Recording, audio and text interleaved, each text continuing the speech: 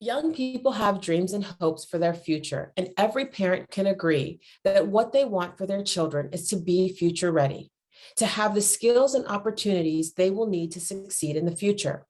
Yet innovation is transforming the way we work and bringing into question how educators and schools can best prepare students given the uncertain future of work. The world of work is rapidly changing, and most of the jobs that will exist in 20 years haven't even been created yet. It's impossible to know the science and technological skills students will need to succeed in the future. Also, a point on entrepreneurship. There is a growing interest among youth, and it requires a different set of skills.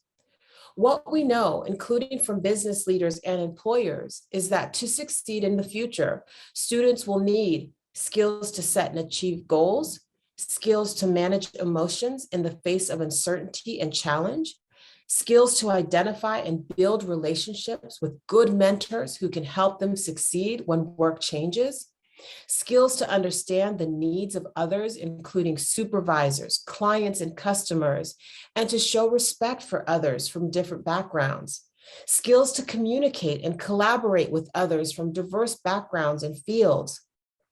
All of these competencies are what social and emotional learning is designed to teach. The most universal employability skills are interpersonal ones: communication, self-awareness, personal management, and being able to work with and get along with others. These are the same skills taught in quality SEL lessons and programs. In fact, employers say they can teach new hires relevant science and technology, but what they can't teach and often struggle to find are the foundational skills, that social and emotional skills students will need for success.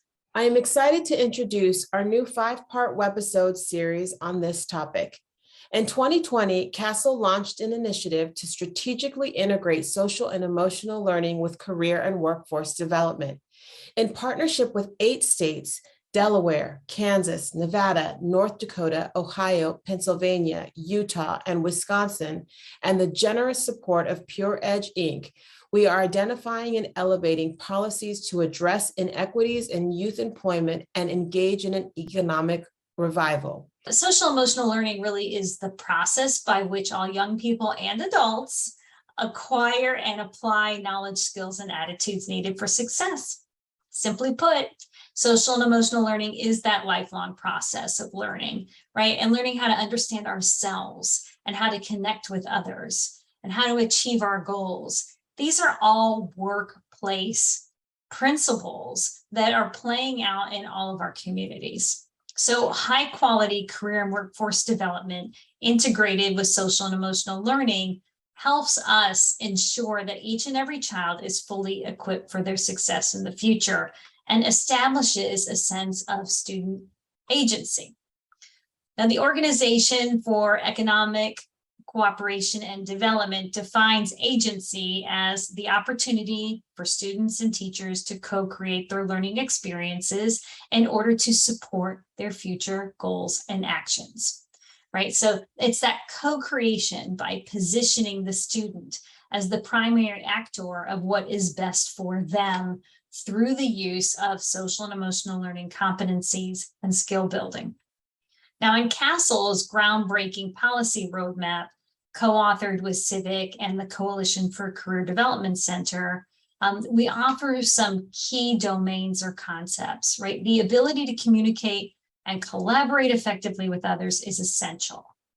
Understanding how to cultivate relationships with mentors and others who can support in career and life goals is essential. Developing and sustaining a sense of purpose and belonging, as well as agency, is essential. Being mentally and physically active and being civically engaged and culturally responsive is essential if one is going to be thriving and maximizing their full capacity, full potential in our pluralistic society. Welcome to this professional learning module. It's the third of 5 in this series. And this module is going to focus on how the socio-emotional learning and career and workforce development framework acts as a lever for equity, and how states and others are working toward ensuring equity in workforce development practices within school districts. And we are so excited to have some wonderful folks here from the Wisconsin Department of Public Instruction to tell you about the work that they are doing. They really serve as an exemplar for how systemic implementation of SEL enhances its integration into career and workforce development efforts. So I'd like to introduce you to Karin Smith and Teri Lesage. Building on her background working with both education and business partners, Karin Smith's mission is to build a bridge between educators and employers in order to create a brighter future for youth and a stronger talent pipeline for businesses. And she is living this mission as an educational consultant for the Wisconsin Department of Public Instruction, specializing in academic and career planning, dual enrollment, and career pathways. And she previously served as the Milwaukee Regional Career Pathway Director through Wisconsin's New Schools for Youth grant. She also has a strong background creating programs and leading initiatives related to her mission, such as Lead to Succeed, My Life, My Plan, and Inspire Southeast Wisconsin. We're also joined by Teri Lesage, who previously worked at the Wisconsin Department of Public Instruction and is a veteran educator and nonprofit coordinator. With over 25 years of experience serving schools, nonprofits, and governments, Teri is driven by a passion for individualized learning and service. She is currently a curriculum developer at a consulting firm where she excels at creating compelling, multimodal curriculum that aligns to organizational and learner goals and needs. In addition, as an expert grant writer and administrator, Teri ensures understanding of complex compliance requirements with various local, state, and federal laws and regulations through thoughtful and deliberate use of adult education toolsets. She is passionate about equity, literacy, social emotional learning, and extended learning opportunities for youth, their families, and their communities. So with that, welcome Karin and Teri. If you could share a little bit about the origins of Wisconsin's state level work around socio-emotional learning and how these efforts came to be connected to career and workforce development and to other initiatives.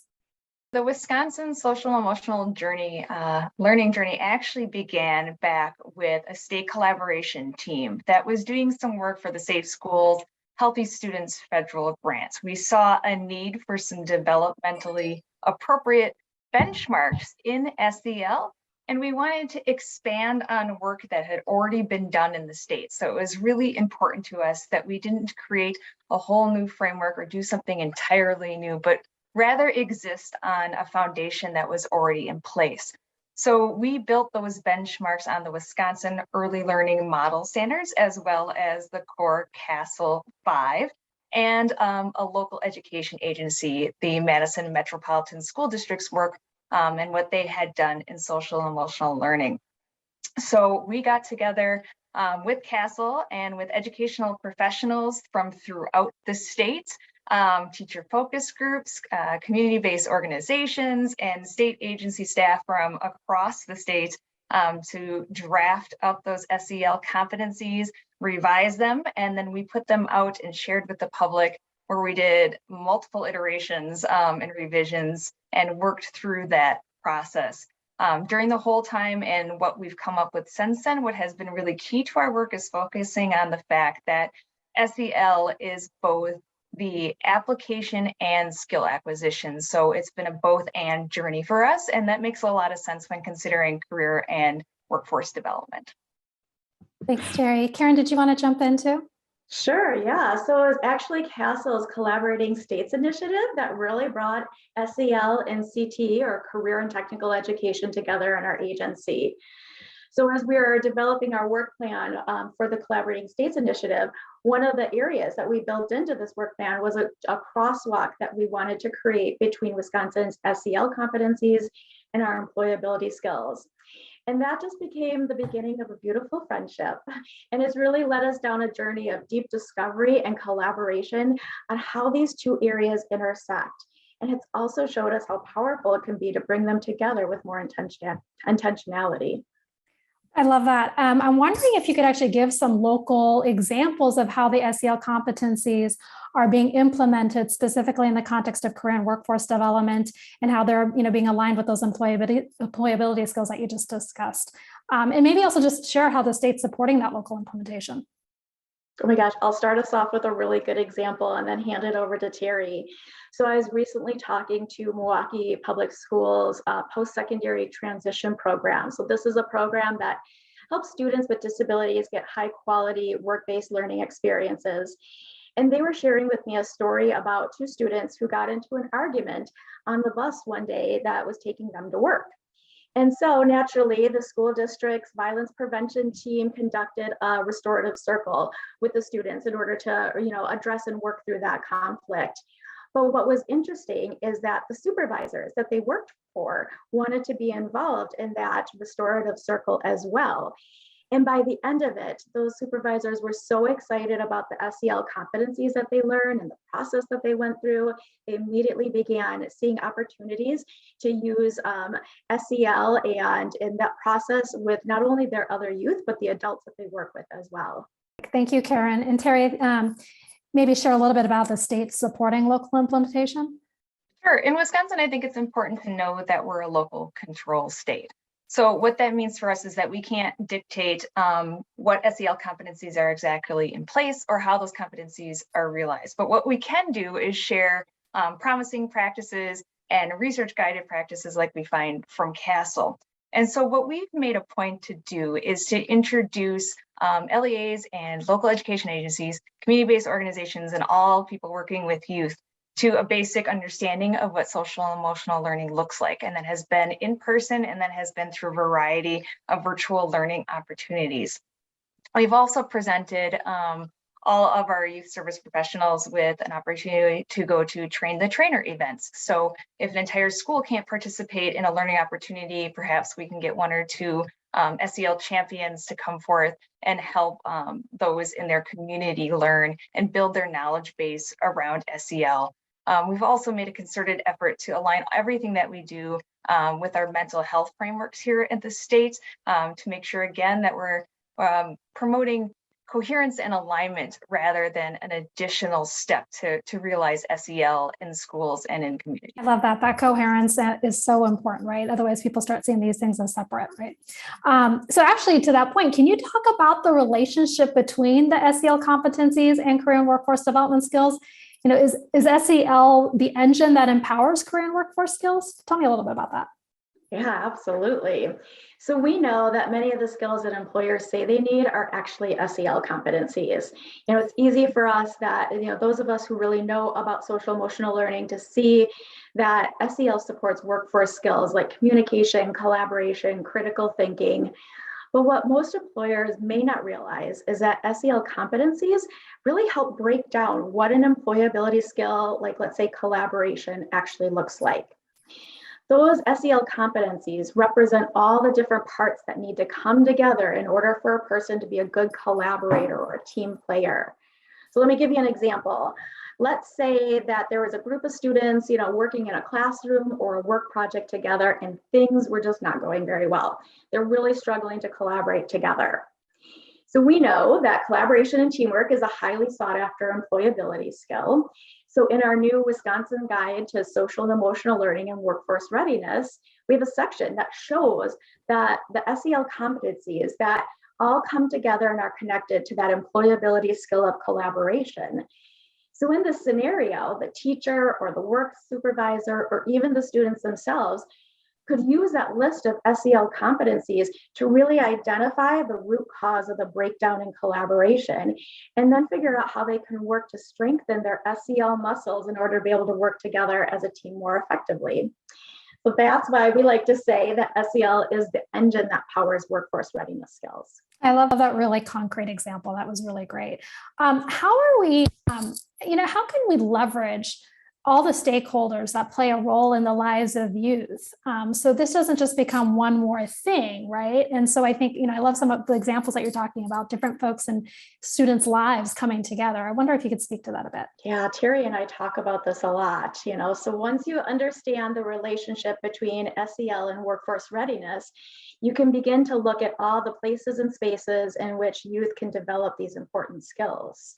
Yeah, absolutely. And of course, one thing that we want to do is acknowledge that families and caregivers play the largest role in helping youth to develop these SEL competencies.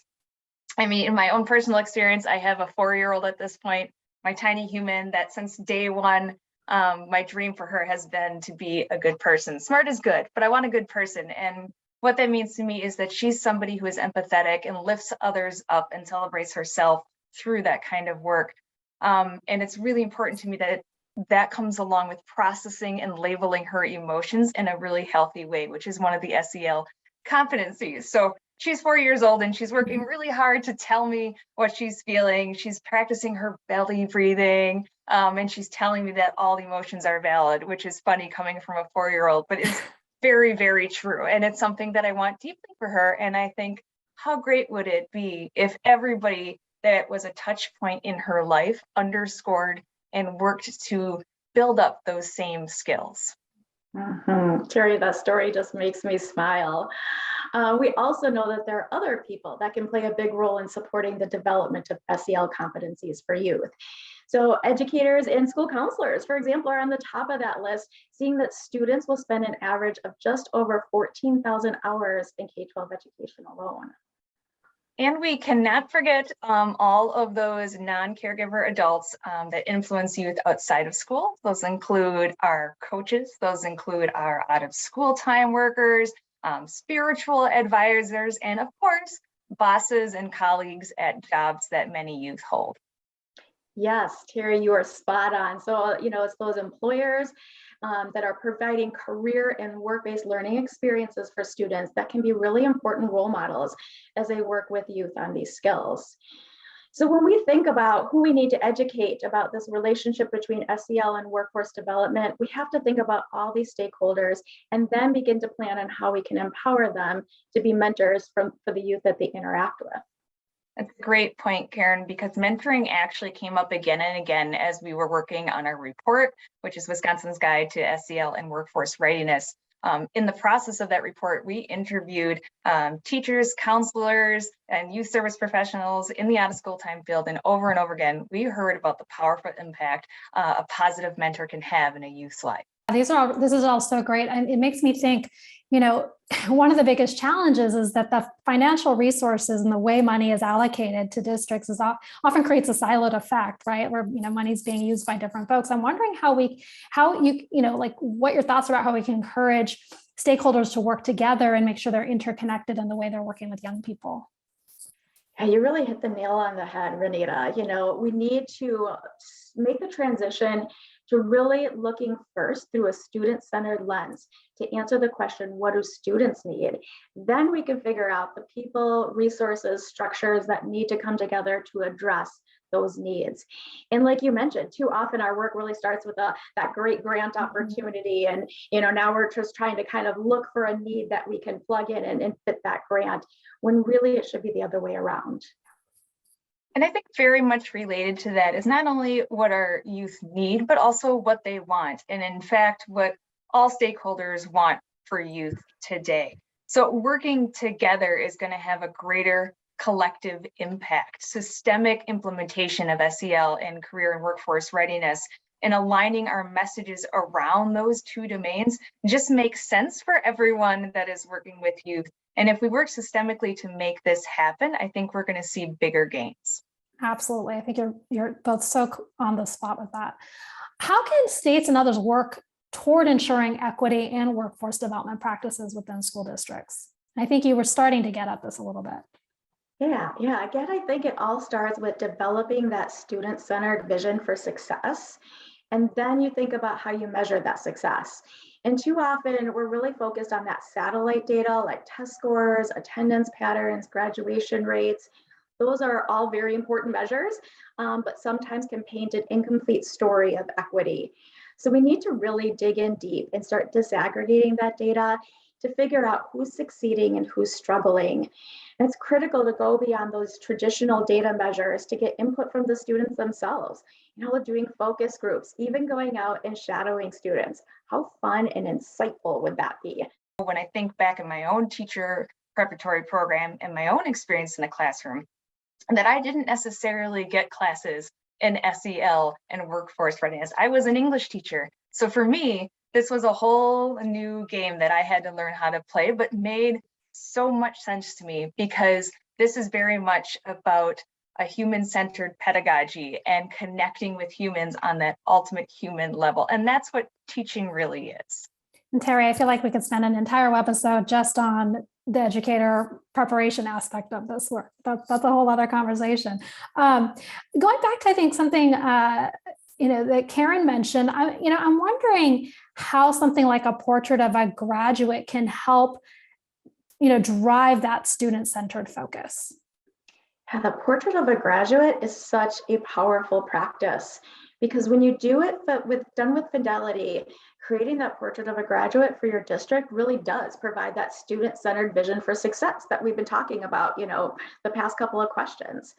Because that portrait represents your district's promise to students to make sure that they graduate ready for the world. And in order to do that, you have to have youth voice at the core of that portrait by involving students, recent graduates, families into the process of developing your portrait of a graduate.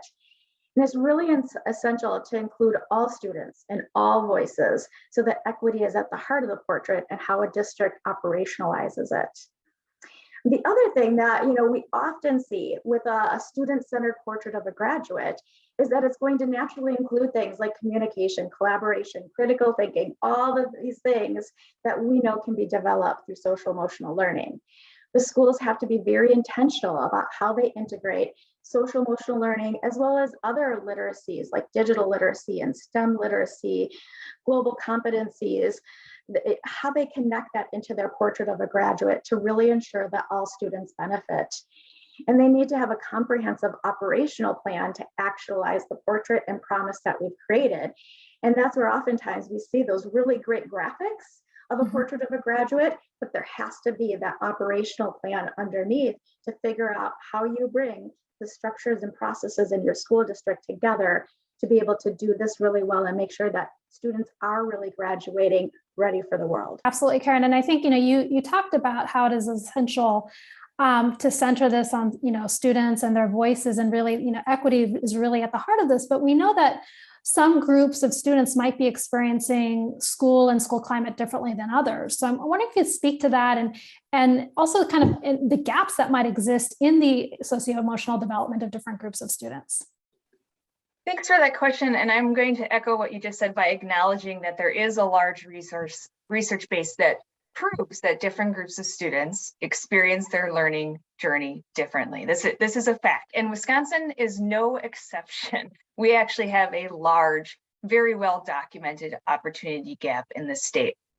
What I think we can do first and foremost is be explicit and upfront about recognizing and acknowledging practices and policies in the educational institution that have perpetuated and arguably still perpetuate inequities in our youth's experiences. As we implement systemic SEL work, then I think we can take steps to ensuring that the curriculum we implement and the assessments we make are normed on the population that we want to consider. And again, as Karin said, forefront youth voice. They need a real sense and they deserve a real sense of agency in what's happening in their learning. We also need to commit to viewing SEL and doing any SEL work with a strength-based mandate. So any outcomes that we find from SEL, that we see, that we observe, that we chart on a graph, all of that is going to be because of adult practices. So we're going to change what we do to help a student along on their SEL journey. We're not trying to change the students. We're changing our practices first so that our students can grow. Related, I think it's also important that that when we identify these gaps, those are opportunities for growth. So it's not a deficit anyway. This is a means for all of us to improve. And that's one of the reasons why Wisconsin, when we put out our SEL competencies, we very deliberately decided to make our competencies PK through adult, because we acknowledge that we too have work to do in this area. And while we can point to trends in SEL development, we're not going to make any assumptions about any individual student based on those trends. So I'm not going to go into any conversation, into any classroom, into any interaction with somebody with a set narrative in my mind about who this individual is. Every person deserves to be considered individually, and also to consider the collective history of that individual's experiences. And then finally, I would just do that, what is probably now an age-old reminder that SEL is not a behavior management tool, and that has been done disproportionately with students of color. It is not to do that. Again, this is about changing adult practices to lift our students up. Thank you, Teri. And I want to bring this conversation back to kind of where we started around the connection between SEL and workforce development. And I'm really curious how SEL is being incorporated into career pathways and how you think SEL can be used to improve equity in students' experiences and their outcomes in those pathways. That's a great question, and a really timely question too, because for a while now, we've been talking to our educators about the relationship between SEL and workforce development, helping them make that connection rather informally. And now we are about ready to formalize this relationship, so there's a marriage proposal on its way. Because as we go through the standards revision process for CTE, which will start this next year, we're going to be strategically incorporating SEL competencies into our set of common CTE standards that are applied across all of our CTE areas. So that'll help us make sure that as students are building their career pathway programs, they're naturally going to be incorporating SEL competencies into their career and technical education courses, as well as all the other career pathway components like work-based learning, dual credit courses, industry recognized certifications, and credentials, and career and technical student organizations. And as we've been talking about, it also really then pushes on us to make sure that they're getting, the adults and the educators are getting the support and professional development they need to be successful in this. That's great. I want to shift direction a little bit. I want to talk about data. I want to hear, how are you using data to look at issues of equity, and I'm curious what actions your state has taken to collect and analyze data for disaggregated groups to achieve and ensure equity. Well, I mentioned growth before, and I think that holds especially true here. This is an area that Wisconsin acknowledges that we need to do more and better work in. It's our personal opportunity for growth. There are some unique challenges with considering SEL and equity because, as I mentioned, Wisconsin is a local control state, so it's really difficult to conduct sweeping analyses. It's difficult to compare apples to apples, if you will. But what we want to do, what we aspire to do, is to lift up that CASEL model about culturally responsive data strategies, where we take into account and acknowledge power dynamics, meaning how do we capture the data and how do we use it? So who is it shared with and whose stories does it represent? And we want to be inclusive of all stakeholders here, like Karin was saying, from determining what we want to analyze to what we want to do with the data. We want youth voice involved in that. We also want to leverage the work that our state has done with the CDC's Youth Risk Behavior Survey, or the YRBS, to support our local education agencies, our LEAs, in collecting and analyzing their data with regards to SEL. Thank you so much, Teri. As we kind of wind things down, I just want to give you both an opportunity to just share any lessons from the work you all have done in Wisconsin that you want to share with others who've been in this space of SEL and workforce development. Well, I'm going to start with something that I've said a bit already, which is that we don't want this to be one more thing, right? This is something that most of us have always been doing. But what we're saying is we want to focus more on intentionality with our SEL work, on the alignment and coherence of our SEL work across disciplines and domains, from the schools to outside of the schools. We want the same goals. They're the same youth. We can work together to make it better. The other thing that I want to advocate for is that, again, as Karin said, you have stakeholder involvement throughout the process. I think it's a mistake to think that our job is to empower the youth and to invite them to the table, or to empower our families and invite them to the table. What we really need to do is shift our mindset to recognize that our youth and families already hold a lot of power. We need to recognize the power and that they actually are the table and we're being invited to it, not the other way around. And the final thing I would say is that a reminder that SEL is contextual. It's going to look different in every community. There is no one size fit all model. There is no best practice when it comes to SEL. There's research-based practice, there's promising practices, but what looks good for one student in one moment is not going to look exactly the same for another student in another moment. And I think that's a really important lesson for anybody who works with the youth to keep in mind. Thank you so much, Teri. That was wonderful. Karin, do you want to jump in? Yeah, I'd like to echo something that Teri just said about this, not presenting this as, another thing that educators have to do. That is so, so critically important. We're talking about linking and leveraging and really, blending initiatives together through a student-centered lens.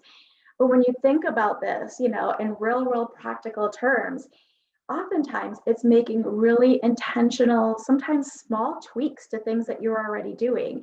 And as an example, we recently went through an exercise with our CTE team and our agency and just took the example of bringing in a classroom speaker, and did some brainstorming together. What were some things that, an educator could do before, during, or after that classroom speaker experience to really emphasize and draw out some of those SEL competencies and help students make connections. And we came up with a whole page of things, so it doesn't necessarily have to be something else totally, new that you're doing. It's just looking at things through a different lens. The other kind of big aha for me, especially as we met with our employers and our out of school time leaders and educators, talking about the crosswalk between SEL and employability skills, was that value of mentoring and modeling and how critically important that is. And so it's got me thinking about, now, how do we build up those mentoring programs? How do we provide support in those mentoring programs, knowing that, to do this really well, it really requires the adults to first develop their own SEL competencies or strengthen their SEL competencies in order to help youth do the same.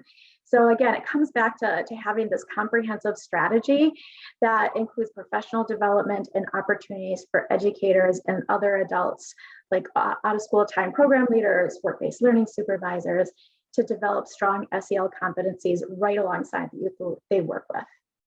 Thank you both. That was really great.